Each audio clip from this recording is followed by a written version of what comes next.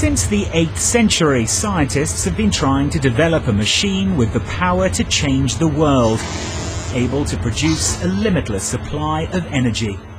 Leonardo da Vinci declared it an impossibility. Others, including Johann Bessler in the 18th century, claimed success. They were dismissed as charlatans. But is the search at an end? Has the holy grail of science been discovered in this Dublin business park? The businessmen behind the claim say this test rig proves their theory. As it turns, it's making more energy than it's using.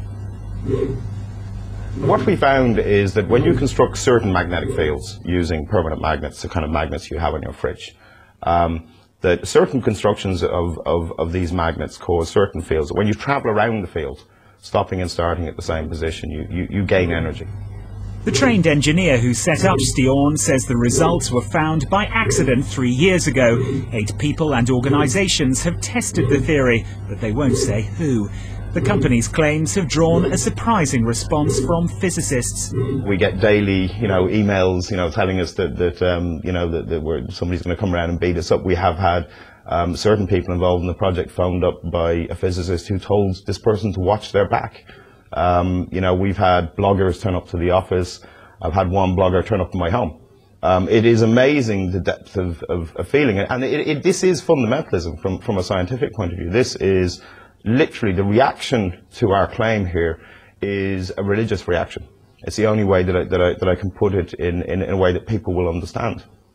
Undaunted, they put this advert in The Economist, inviting scientists to join a jury of 12 to test their findings. A counter on their website suggests nearly 5,000 have replied. Steorn will fund the research as long as the scientists agree to publish their results. We would like them to be as widespread as possible, ideally geographically, but it's very important that they are the best people in the field. There's no value in us doing this and then ending up with a jury that we can be told, well, actually they're not the most qualified people. So we have to get the most qualified people we can get, otherwise it won't hold water. But why are so many so sceptical? Because it challenges the very foundations of physics. There are 2 fundamental laws that we consider in thermodynamics, the laws of thermodynamics. And the first law says that you cannot create or destroy energy. And you can only convert it from one form to another. And the second law of thermodynamics says if you put energy into a system, you can't get all of that energy out. But there's always a possibility that we will find something extraordinary. But I have to say I'm a bit sceptical that we are going to find something that will break all the observed laws.